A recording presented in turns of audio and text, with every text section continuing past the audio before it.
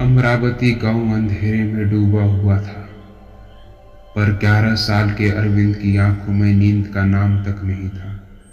बेचैनी से करवटें बदलते हुए उसे अचानक गांव के बीच स्थित विशाल पीपल के पेड़ के नीचे लगे झूले की याद आई।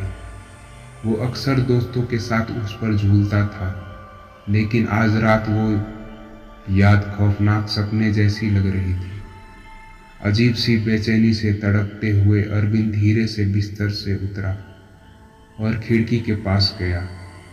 बाहर का दृश्य देखकर उसके रोंगटे खड़े हो गए। हवा में झूला इतनी रात में भी तेजी से झूल रहा था। अंधेरे में ये नज़ारा बेहद भयानक लग रहा था। कुछ देर तो अरविंद को लगा शायद कोई आवारा कुत्ता झूले से टकरा गया होगा, लेकिन तभी झूले की गति धीमी हुई और एक लंबी डरावनी परछाई हवा में लहराती हुई दिखाई दी। अंधेरे के कारण वो साफ तो नहीं देख पा रहा था, पर वो परछाई किसी इंसान से कहीं ज्यादा लंबी थी। अचानक झूला रुक गया। परछाई हरकतें करने लगी। अरविंद दहशत में जकड़ गया। फिर तेज हवा चलने लगी और झूला हिचकोले खाने लगा, लेकिन अब उस पर कोई परछाई नहीं थी। बस हवा में झूलती जंजीरों की खटखटाहट गूंज रही थी। सहमे हुए अरविंद वापस बिस्तर पर लौट आया, लेकिन नींद कोसों दूर थी। उसके दिमाग में वही खौफनाक नजारा घूम रहा था। तभी अचानक कमरे का दरवाजा जोर से खुला। अरविंद चीख उठा, लेकिन कमरे में कोई नहीं था। सिर्फ खिड़की खुली हुई थी और बाहर झूला हवा में झूम रहा था। अचानक झूले की एक जंजीर टूटकर कमरे की तरफ आई और जोर से दीवार से टकराई। अरविंद की चीख अटक गई। उसने दहशत से देखा, टूटी हुई जंजीर कमरे में गिरी पड़ी थी और बाहर झूला अब हिल नहीं रहा था। पूरी रात अरविंद सो नहीं सका। उसे उस खौफनाक झूले और परछाई के भयानक सपने आते रहे।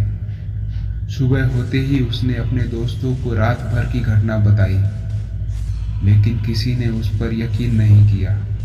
लेकिन उस रात के बाद किसी की भी हिम्मत नहीं हुई झूले के पास जाने की, और एक हफ्ते बाद पूरे गांव में इस बात की चर्चा होने लगी कि रात में टूटे हुए झूले पर कुछ अलौकिक हरकतें होती है।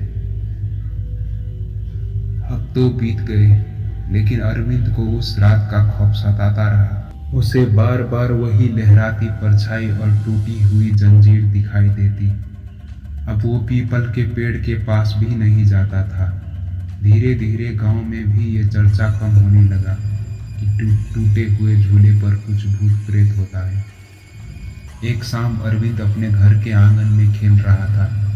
तभी उसे दूर से कुछ आवाज सुनाई दी। वो आवाज जानी पहचानी, लेकिन ये आवाज हवा से नहीं आ रही थी, बल्कि धीमी और लयबद्ध थी, मानो कोई जानबूझकर जंजीरों को हिला रहा हो। खून अरविंद के चेहरे से उतर गया। वो धीरे से खड़ा हुआ और झाड़ियों के पीछे छिप गया। आवाज नजदीक आ रही थी। अब वह स्पष्ट रूप से देख सकता था कि टूटा हुआ झूला हिल रहा है, मानो कोई उस पर झूल रहा हो, लेकिन अंधेरे में कुछ भी साफ दिखाई नहीं दे रहा था। तभी अचानक झूले के पीछे से एक लंबा साया निकला। वो साया हवा में लहरा रहा था और जमीन से काफी ऊपर था। अरविंद सहम गया। वो साया सीधे उसकी तरफ बढ़ रहा था। डर के मारे अरविंद की चीख भी नहीं निकल पा रही थी। वह बस वहीं खड़ा रहा, आंखें फाड़े हुए उस भयानक नजारे को देखता रहा।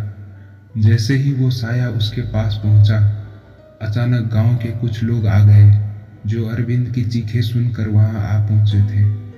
रोशनी पड़ते ही वो साया गायब हो गया और टूटा हुआ झूला भी हिलना बंद हो गया। गांव के लोगों ने अरविंद को घेर लिया और उससे पूछताछ करने लगे। अरविंद ने घबराहट में सारी कहानी बता डाली। कुछ लोगों को उसकी बातों पर यकीन नहीं हो रहा था। कुछ ने उसे डरावना सपना समझा, लेकिन उस रात के बाद टूटे हुए झूले को गांव से बाहर ले जाकर जला दिया गया। कहते हैं उस रात भी झूले के जलने की आवाज़ों के साथ खटखटाहट की गूंज सुनी गई थी, लेकिन इसके बाद कभी दोबारा किसी ने उस भयानक परछाई को नहीं देखा। दोस्तों, अगर आपको हमारी कहानी पसंद आई हो तो इस वीडियो को लाइक करिए और शेयर करिए, साथ ही साथ चैनल को सब्सक्राइब भी करिए। धन्यवाद।